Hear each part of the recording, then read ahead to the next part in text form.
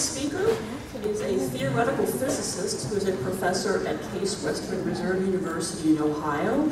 He has books for sale on our author's table, and he'll be very happy to sign your book if you buy one.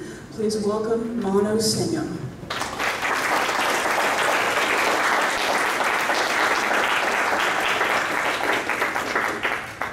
So when I saw that I was the last speaker of a long day, the 14th speaker, I said to myself, oh boy, they should have got a really dynamic speaker, like Ed or somebody, or Jerry or somebody, to give a very dynamic talk with full of jokes and so on.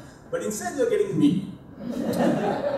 And not only just me, but someone on a topic that's really, to some extent, a kind of a dry tutorial about the nature of scientific logic. And the reason I decided to talk about this is because we talk about science and reason all the time, and we talk about science in the context of the need for evidence. So it's good. There's a lot of things about scientific logic that I think is important for people to understand when we talk about science, because sometimes scientific logic gives us more power in arguments against religion than we sometimes appreciate, more than just a question of evidence. But as I said, it's going to be, since you would, I thought I'd start at least with a cartoon. So take a look at that. Okay, so the man began by saying, let me begin by saying that God is mysterious, except when he isn't. This is the God debate. And we cannot know the mind of God except when we can. Nothing can exist outside time and space except God.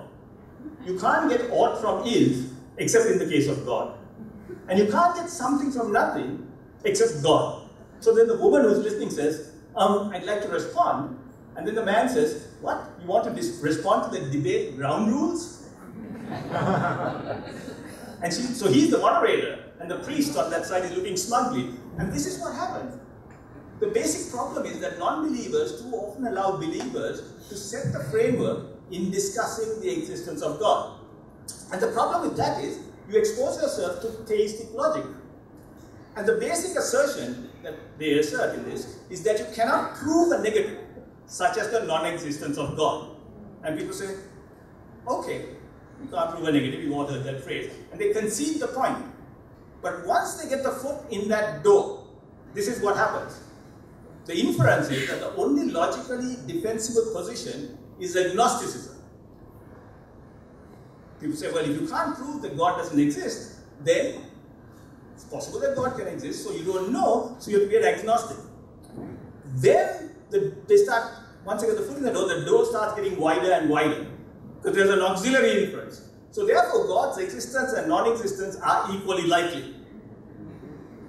There was a nice Daily Show clip where the correspondent John Oliver, when he worked on the Daily Show, interviewed this guy who was suing to stop the construction of the Large Hadron Collider in Geneva, which was the place that discovered the Higgs boson, because there were fears that the collider might accidentally create a black hole and destroy the Earth. So this guy's name was Walter from Hawaii. So he sued, and John Oliver asked him, so Walter, what do you think are the chances of that happening? So Walter said, well, there are two things that can happen. Either the world gets destroyed, or it doesn't get destroyed. So it's 50-50. And so John Oliver was puzzled and says, Walter, I don't think that's how probability works. And that's the same thing here. They're not equally likely. But then once you've got the door that open, people just drive a truck through it. So since God's existence cannot be logically ruled out, people say that all possible beliefs of God are possible. So you get Jesus and the resurrection, and Muhammad flying on a horse, and Moses and the parting of the Red Sea. All those things are taken as possible things. So why we need scientific logic is the following. Anything that we can conceive of, that can be conceived of, will have the purely logical possibility of existence. So if I tell you that there is a seven-legged cow that speaks fluent Latin, you can conceive of it. You can actually think of that, yeah. So it has a logical possibility of existence, and I can't prove to you that it does not exist. So the logical possibility, the possible conception of something leads to purely logical possibility. So how is it that when you laughed when I talked about the seven-headed cow, we can confidently assert that any number of things that we can conceive of, unicorns, fairies, werewolves, seven-headed cows, do not exist. We do so all the time. What is it that enables us to make such a statement? The reason is we could not function if we thought that everything that could possibly exist did exist. We can't live in a world where every possible conception is possible. In reality, if I told you that there are invisible monsters under your chair right now, if you look, you'll see, it will attack you as soon as this talk is over. We can't live with that kind of possibility. We just dismiss it out of hand. How do we do that? It is scientific logic that enables us to affirmatively assert that some things don't exist. And that is what I'm going to try and illustrate. So nature of scientific logic that enables us to do that. So why use scientific logic at all? Because it forms the basis of practically all the knowledge that we take for granted. Scientific knowledge, scientific logic works. That's the argument. Now, scientific logic is combined with scientific knowledge. So there are some characteristics of scientific knowledge that we should accept and conceive. And these are things that religious people might perceive as weaknesses. But these are actual reality about scientific knowledge. Science does not prove things to be true or false. Science is not in the business of that kind of proof. Okay. These are fairly complex issues and we can get into it later, but we should be aware of it. Science is fallible, meaning that it can be wrong. Things that we thought were true are no longer thought to be true.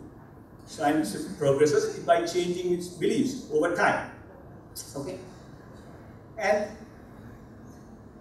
as a result, scientific knowledge is provisional.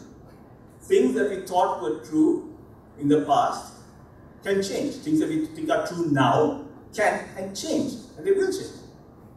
The dean of the medical school at our university said, he tells the incoming medical students, all the things that you learn, only 50% of that stuff is true, and the other 50% is false.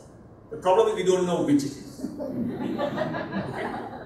Things will change with time, okay? And it's provisional. We used to believe that the ether exists, even things that existed. The ether exists. We used to believe quite strongly in physics that the ether existed. We don't believe that anymore. We used to believe that there was something called phlogiston that existed, that was the cause of combustion. We don't believe that. Okay? So there are things that we thought to exist, no longer exist. So science knowledge is always provisional, and we always have that conditional aspect of it. Science does not have, and will never have, the answers to everything. So the fact that we don't know the exact process by which the universe began, or the exact how the creation of the first self-replicating molecule, we don't understand completely what consciousness is, we don't understand things like that, doesn't mean it's a failure of science. It will never have the answers to everything. Every answer that science produces to any question generates more unknown questions. So that's a fact. But it is the use of scientific logic that makes scientific knowledge so powerful, despite all its seeming weaknesses. So these may look like weaknesses of science, but they're not. Okay? The use of scientific logic makes it still powerful. So, what's the nature of science? How does science work? One thing it does is that it inductively proposes theories to explain data. Looks for patterns in data and proposes theories. So you have a set of data, you say, let's try and explain this, you make a theory. One important fact is scientific theories are always underdetermined by data.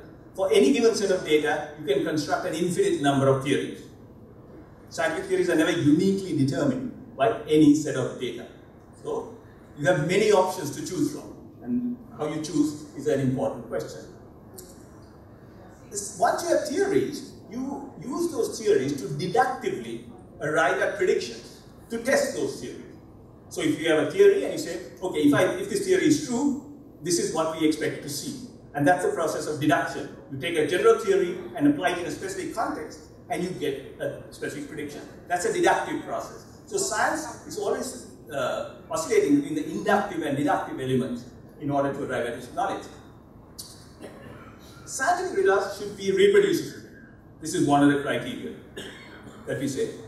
It's not good enough because if you get a result that happens only once. This was a problem with things like cold fusion and so on. They couldn't really consistently get reproducible results, and that's why it was considered a failure. The results should be objective, independent of the observer. This is why scientific papers require the authors to publish how they got their results, to provide the method, so that other people can check. We don't always check other scientists' work, but in important cases we do, and that's important. So it should be objective. Science uses statistics to reduce the likelihood of chance effects. Okay? We know that random charts can produce all kinds of results that are surprising. So we use the statistical power of statistical techniques to reduce the likelihood of that. And science uses double-blind tests to eliminate observer bias. The last point is something that's often not appreciated, is that every scientific theory must be consistent with other theories of science. And that's important because when people oppose evolution, for example, and introduce creation science or intelligent design, religious people think that you can take one theory in science that you don't like, pluck it out, and put something else in. Okay? You can't do that in science. You can't pick out individual theories. That theory that you put in has to be consistent with all the other theories that overlap it. And most of scientific research involves that kind of cleaning up those edges. People produce a new theory, initially it explains just a few things, and it contradicts other things. Then people start refining it and try to say, where are the contradictions, where are the disagreements with other theories, how can we reconcile it? And that process is an important part of scientific research. Okay. So now, let's get to scientific logic. How does it work? Scientific conclusions are based on having a preponderance of evidence in favor of a proposition, not on logical proof. I told you that scientific theories are underdetermined. Any given set of data will have potentially an infinite number of theories. So some theories come to the surface, and then we look for the preponderance of evidence. It's more like legal cases than mathematical proofs. Okay, just like in legal cases, you look for a preponderance of evidence for some conclusion, verdict. That's what we do. Who has the burden of providing such evidence? And this is where we get to the guts of the thing. If you make an existence claim, the burden of proof is on those making the claim. Okay? If the people making the existence claim cannot provide a preponderance of evidence in support of that claim, the default position is non-existence. That's how science works. So for example, people for a long time since 1965 were proposing the existence of the Higgs boson. The presumption was that it didn't exist until there was a preponderance of evidence that showed that it existed. You know, in science, this is why we know that now there is no magnetic monopole. We can say things like there is no magnetic monopole because those who claim that monopoles may exist have not been able to provide a preponderance of evidence. And we go through life assuming that there is no such thing. Now, there are also universal claims that once you have established the existence of something, a universal claim about that thing, the burden of proof is on those denying that claim. And if they cannot prove that, then the default position is the universal claim. Let me give you an example. Nobody has seen the electron. We have never seen an electron. There is a preponderance of evidence that electrons exist. So we say electrons exist. That's an existence claim, and the preponderance of evidence has been established. Now take the statement that all electrons are identical. We haven't proven that. We don't have a preponderance of evidence for that. We can't possibly have a preponderance of evidence of that because it's a universal claim. We cannot test all the electrons in the universe. But once we have shown that some electrons exist and they are identical, the universal claim that all electrons are identical is the default position. And anyone who says that they are not has the burden of proof to find an electron that behaves differently from all the other electrons. If they cannot provide the preponderance of evidence of that, all electrons are equal. I actually once had a religious person challenge me on my claim that all electrons are equal. Okay. And clearly didn't understand this. So when I say magnetic monopoles don't exist, when you say something doesn't exist, you're saying nowhere in the universe does this thing exist. That's a universal claim. If you're going to challenge me on that, you have the burden of proof to find a monopole. The same thing with the seven-headed cow that speaks Latin. I'm saying it does not exist. That's a universal claim. If you, because I'm saying there's nowhere in the universe that such a thing exists. The burden of proof is on those to show that if I am wrong, they have the burden of proof to do it. So apply scientific logic to God claims. So the statement God exists is an existence claim, clearly. Hence the burden of providing the preponderance of evidence for God's existence is on those asserting the claim. Those making the claim have the burden of proof. That's how science works. In the absence of such evidence, the default position is that God does not exist. And it is manifestly true that the preponderance of evidence of God's existence has not been provided. Okay. Now some people, when I make this, they make the other argument, well, you can't prove that God does not exist. But so alternatively, God does not exist is a universal claim. I'm saying there's nowhere in the universe that there is a God. It's a universal claim. Hence the burden of providing the preponderance of evidence of God's existence is on those denying the claim, i.e. to show that God exists. In the absence of such evidence, the default position is that God does not exist. And once again, it is manifestly true that the preponderance of evidence of God's existence has not been provided. So in both cases, we come to the conclusion that what I've done is simply apply the same logic that we use in everyday life to deny the existence of the seven-headed cows, or to deny the existence of monopoles or anything, to make judgments about the existence or non-existence of anything, to statements about God, to see where it leads. And that applying that logic to this leads to non-existence of God.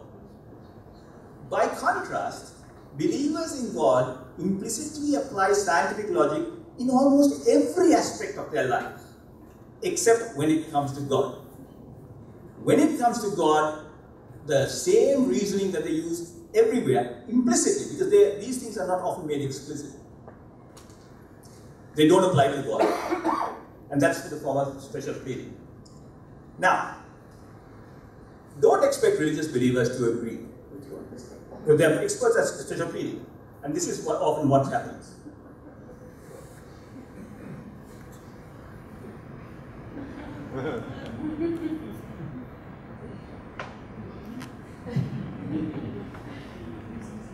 Okay, thank you so much.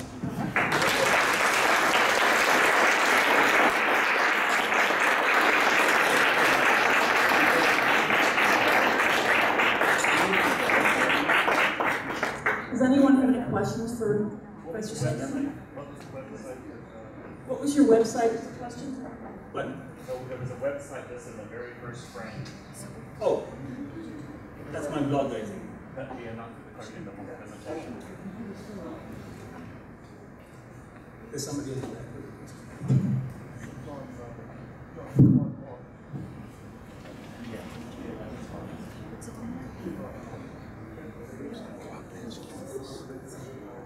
Is that the one the site? It doesn't need power, you just plug it in the power plant.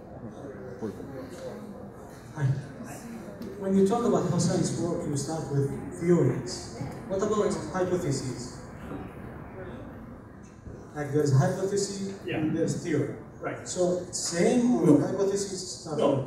A theory is a far more sophisticated construct than a hypothesis. A hypothesis is just a suggestion, a sort of a narrow suggestion about how something might work. A theory is an explanatory structure based on data that is quite quite comprehensive. So, for example, kinetic theory of gases is a comprehensive theory talking about how gases work and the properties of gases. One more question. when you talk about the existence of God and how we can compare it to the 7 cows.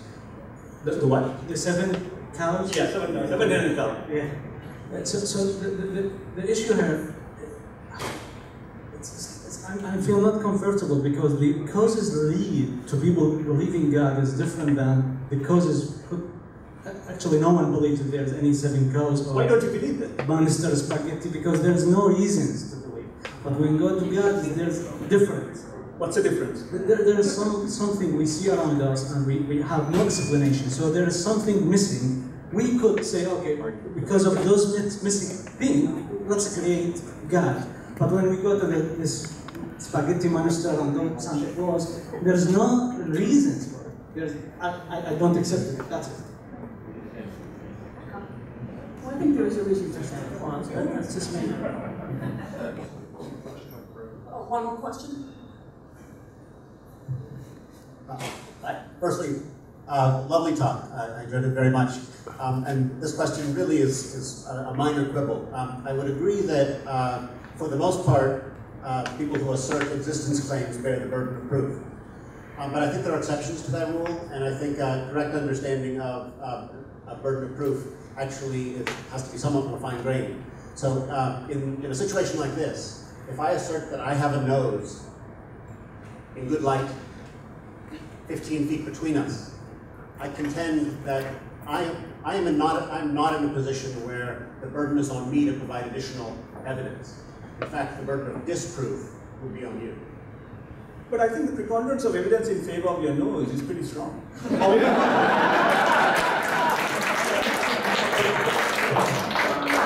This is my point, but the question of whether I must provide it is one question, and the question of whether such evidence exists is another question.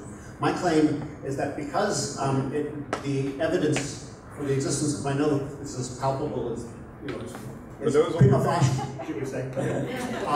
Because of that, there are situations where the burden of proof is already shifted to the person who would doubt the existence claim. I'm trying to think of an example. I mean, when you say you have a nose, I can see it. I mean, that's evidence. I can directly see it. Providing it. But notice that I am not called to provide that. But he is providing it because he's in front and it's on his nose. You are providing the nose as you talk. You're wearing the evidence.